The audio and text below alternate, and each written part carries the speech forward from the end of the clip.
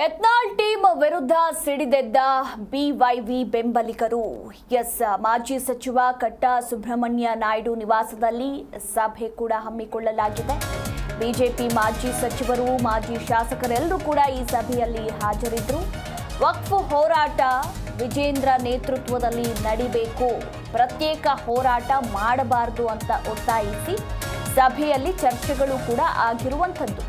ಇನ್ನು ಹೈಕಮಾಂಡ್ ಗಮನಕ್ಕೂ ಕೂಡ ಈ ವಿಷಯವನ್ನ ತರುವ ಕುರಿತು ಚರ್ಚೆಗಳಾಗಿದೆ. ಮಾಜಿ ಸಚಿವ ಬಿಸಿ ಪಾಟೀಲ್, ಮಾಜಿ ಶಾಸಕರಾದ ರೂಪಾಲಿ ನಾಯಕ್, ಸುನೀಲ್ ನಾಯಕ್, ಇನ್ನು ವೈ ಸಂಪಂಗಿ, ಎಸ್ಕೆ ಬೆಳ್ಳುಬ್ಬಿ ಸೇರಿದಂತೆ 10ಕ್ಕೂ ಹೆಚ್ಚು ಮಾಜಿ ಶಾಸಕರು ಭಾಗಿಯಾಗಿದ್ದರು. ಈ ಸಂದರ್ಭದಲ್ಲಿ ಯತ್ನಾಳ್ ಟೀಮ್ ವಿರುದ್ಧ ಸಿಡಿದೆದ್ದಿದ್ದಾರೆ. ಹಾಗೆ ವಕ್ಫ್ ಹೋರಾಟ ಬಿಜೆಪಿ ರಾಜ್ಯಾಧ್ಯಕ್ಷ ಬಿವೈ ವಿಜೇಂದ್ರ ನೇತೃತ್ವದಲ್ಲಿ ನಡಿಬೇಕು ಅಂತ ಸಭೆಯಲ್ಲಿ ಒತ್ತಾಯ ಕೂಡ ಮಾಡಲಾಗಿದೆ. ಈ ಒಂದು ವಿಚಾರವನ್ನ ಹೈಕಮಾಂಡ್ ಗಮನಕ್ಕೂ ಕೂಡ ತರಬೇಕು ಅನ್ನೋದರ ಕುರಿತಾಗಿ ನಾಯಕರು ಇಲ್ಲಿ ಚರ್ಚಿಸಿದ್ದಾರೆ. ಈ ಕುರಿತು ನಮ್ಮ ಪ್ರತಿನಿಧಿ ಜನಾರ್ದನ್ ಹೆಬ್ಬಾರ್ ಇನ್ನೂ ಹೆಚ್ಚಿನ ಮಾಹಿತಿಯನ್ನ ನೀಡ್ತಾರೆ. ಹೆಬ್ಬಾರ್, ಯತ್ನಾಳ್ ಟೀಮ್ ವಿರುದ್ಧ ಇಲ್ಲಿ ಬಿವೈವಿ ಬೆಂಬಲಿಗರು ಸಿಡಿದೆದ್ದಿದ್ದು ವಕ್ಫ್ ಹೋರಾಟ ವಿಜೇಂದ್ರ ನೇತೃತ್ವದಲ್ಲೇ ನಡಿಬೇಕು ಅಂತ ಒತ್ತಾಯಿಸಿದ್ದಾರೆ. ಮುಂದೆ ಏನೆಲ್ಲ ಬೆಳವಣಿಗೆಗಳಾಗಬಹುದು? ಯತ್ನಾಳ್ ಟೀಮ್ ಇದಕ್ಕೆ ಯಾವ ರೀತಿ ತಿರುಗೇಟನ್ನ ಕೊಡಬಹುದು ಅಥವಾ ಒಪ್ಪಿಗೆ ಸೂಚಿಸ್ತಾರಾ? ಏನು ಈ ಬಗ್ಗೆ ಓವರ್ ಆಲ್ ಡೀಟೇಲ್ಸ್? ಮಧು, ಕೆಲ ದಿನಗಳ ಹಿಂದಷ್ಟೇ ಬಿಜೆಪಿಯಲ್ಲಿ 2 ಬಣಗಳಿರೋದು ದೊಡ್ಡ ಮಟ್ಟದ ಬಡದಾಟ ಶುರುವಾಗಿದೆ ಅನ್ನೋದು ಗೊತ್ತಾಗಿತ್ತು. ಅದರ ಜೊತೆಗೆ ಒಂದ್ ಕಡೆಯಲ್ಲಿ ಯತ್ನಾಳ್ ಟೀಮ್ ಯಾವ ಮಟ್ಟಕ್ಕೆ ಮೀಟಿಂಗ್ ಮಾಡಿ ಮೇಲಿನ ಮೇಲೆ ಮೀಟಿಂಗ್ ಮಾಡಿ ವಿಜೇಂದ್ರ ವಿರುದ್ಧ ಏನು ವಾಗ್ದಾಳಿಯನ್ನು ನಡೆಸ್ತಾ ಇತ್ತು, ಅದೇ ರೀತಿಯಲ್ಲಿ ಬಿಜೆಪಿಯಲ್ಲಿ ಈಗ ವಿಜೇಂದ್ರ ಅವರ ಮತ್ತು ಅವರ ಬೆಂಬಲಿಗರ ಬಣ ಸಹಿತ ತಿರುಗೇಟನ್ನ ಕೊಡುವಂತ ಒಂದು ಪ್ರಯತ್ನವನ್ನ ಮಾಡ್ತಾ ಇದೆ. ಹಿಂದೆ ಕಟ್ಟಾ ಸುಬ್ರಹ್ಮಣ್ಯ ನಾಯ್ಡು ಅವರ ಮನೆಯಲ್ಲಿ ಮೀಟಿಂಗ್ ಆಗಿತ್ತು. ಅವತ್ತು ಕೇವಲ 4 ಜನ ಮಾತ್ರ ಸೇರಿ ಸಭೆಯನ್ನ ಮಾಡಿದ್ರು.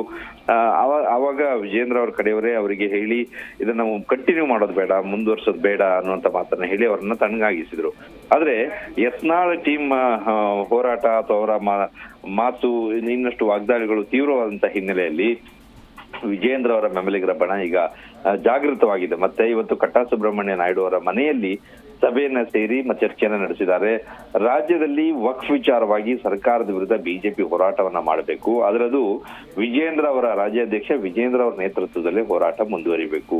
ಇಲ್ಲಿ ಬಿಜೆಪಿಯಲ್ಲಿ ಮತ್ತೊಂದು ಬಣ ಬಂದು ಹೋರಾಟ ಮಾಡೋದು, ಪಕ್ಷದಲ್ಲಿ ಇದು ಒಳಗೊಳಗೆ ಒಡಕಿದೆ ಅಂತ ತೋರಿಸ್ಕೊಳ್ಳೋದು ಇದು ಶೋಭೆ ಅಲ್ಲ. ಆ ಕಾರಣಕ್ಕಾಗಿ ಅದೇನೇ ಇದ್ರೂ ಸಹಿತ ಯತ್ನಾಳ್ ಟೀಮ್ ಈ ರೀತಿ ನಡ್ಕೊಳ್ಳೋದು ಸರಿಯಲ್ಲ. ಈ ವಿಚಾರವನ್ನ ವರಿಷ್ಠರ ಗಮನಕ್ಕೂ ಸಹಿತ ದೆಹಲಿ ಮಟ್ಟದಲ್ಲಿ ವರಿಷ್ಠರ ಗಮನಕ್ಕೂ ಸಹಿತ ತರಬೇಕು ಅನ್ನುವಂತ ವಿಚಾರದ ಬಗ್ಗೆ ಸಭೆಯಲ್ಲಿ ಚರ್ಚೆಯನ್ನ ಮಾಡಲಾಗಿದೆ. ಸಭೆಯಲ್ಲಿ ಬಹುತೇಕರು ಮಾಜಿ ಶಾಸಕರೆಲ್ಲರೂ ಕೂಡ ಅಲ್ಲಿ ಪಾಲ್ಗೊಂಡಿದ್ರು. 16 ಜನ ಮಾಜಿ ಶಾಸಕರುಗಳೇ ಇದ್ರು, ಹಾಲಿ ಶಾಸಕರುಗಳು ಕೂಡ ಸಭೆಯಲ್ಲಿ ಪಾಲ್ಗೊಂಡಿದ್ರು. ಅವರೆಲ್ಲರೂ ಕೂಡ ವಿಜೇಂದ್ರ ಪರವಾಗಿ ಬ್ಯಾಟ್ ಮಾಡಿದ್ದಾರೆ. ಯಾಕಂದ್ರೆ ಮಧು, ಯತ್ನಾಳ್ ಟೀಮ್ ಈಗಾಗಲೇ ಸಾಕಷ್ಟು ಬಾರಿ ಆರೋಪವನ್ನು ಮಾಡಿದ್ದು, ಡಿಸೆಂಬರ್ ಅಂತ್ಯದವರೆಗೆ ಕಾದು ನೋಡಿ ರಾಜ್ಯಾಧ್ಯಕ್ಷರ ಬದಲಾವಣೆ ಆಗತ್ತೆ ಅನ್ನೋ ವಿಶ್ವಾಸವನ್ನು ವ್ಯಕ್ತಪಡಿಸಿದ್ರು. ಈ ಹಿನ್ನೆಲೆಯಲ್ಲಿ ವಿಜೇಂದ್ರ ಅವರಿಗೆ ರಾಜ್ಯ ಬಿಜೆಪಿಯಲ್ಲಿ ಸಪೋರ್ಟ್ ಇಲ್ಲ ಅಂತ ಆಗಬಾರದು ಅನ್ನೋ ಕಾರಣಕ್ಕಾಗಿ ವಿಜೇಂದ್ರ ಬೆಂಬಲಿತರಿರುವಂತಹ ನಾಯಕರೆಲ್ಲರೂ ಸೇರಿ ಒಟ್ಟಾಗಿ ಸಭೆಯನ್ನ ನಡೆಸಿದ್ದಾರೆ. ವಿಜೇಂದ್ರ ಪರವಾಗಿ ಬ್ಯಾಟ್ ಅನ್ನ ಬೀಸಿದ್ದಾರೆ. ಈ ವಿಚಾರವನ್ನ ಹೈಕಮಾಂಡ್ ಅಂಗಳಕ್ಕೂ ಸಹಿತ ಕೊಂಡೊಯ್ಯೋದ್ರ ಬಗ್ಗೆ ಚರ್ಚೆಯನ್ನು ನಡೆಸಿದ್ದಾರೆ. ಒಂದ್ ಕಡೆಯಲ್ಲಿ ಹೋರಾಟದ ಕುರಿತಾಗಿ ರಾಜ್ಯದ ಹೈಕಮಾಂಡ್ ಗಮನಕ್ಕೆ ತರೋದ್ರ ಜೊತೆಯಲ್ಲಿ ಯತ್ನಾಳ್ ಟೀಮ್ ಈ ರೀತಿಯಲ್ಲಿ ನಡ್ಕೊಳ್ತಾ ಇದೆ, ಪಕ್ಷದಲ್ಲಿ ಒಡಕನ್ನ ಮೂಡಿಸ್ತಾ ಇದೆ ಅನ್ನೋದರ ವಿಚಾರವನ್ನು ಕೂಡ, ಆ ಬಗ್ಗೆಯೂ ಕೂಡ ದೂರನ್ನ ಕೊಡೋದಕ್ಕೂ ಇವತ್ತಿನ ಸಭೆಯಲ್ಲಿ ಚರ್ಚೆಯನ್ನ ಮಾಡಲಾಗಿದೆ ಅನ್ನೋ ಮಾಹಿತಿ ಲಭ್ಯ ಆಗಿದೆ. ಮಧು, ಥ್ಯಾಂಕ್ ಯು ಹೆಬ್ಬಾರ್ ನಿಮ್ಮೆಲ್ಲ ಮಾಹಿತಿಗಾಗಿ.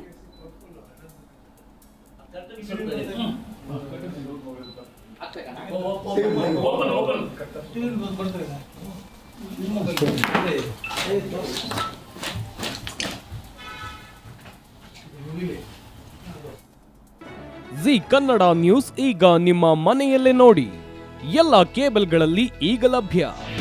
ನಿಮ್ಮ ನೆಚ್ಚಿನ ಜಿ ಕನ್ನಡ ನ್ಯೂಸ್ ಈಗ ಸನ್ ಡೈರೆಕ್ಟ್ ನಲ್ಲಿ number 292, Tata play number 1664, Jio TV number 1334, NXT digital number 30, in cable number 30, city networks 51, U digital number 162, GTPL number 17, Rockline telecommunications number 42, Shri Basaveshwara cable number 168, rural cable network 60, Vinayaka digital 57, Abhishek cable 821, city channel 53, Siddeshwara cable network 57, V4 digital Infotech 628, Surya digital networks 53, Gajanan digital number 836, Malnad Infotech private limited number 56, Metrocast number 830, Victory digital number 167ರಲ್ಲಿ ನೋಡಿ ಆನಂದಿಸಿ.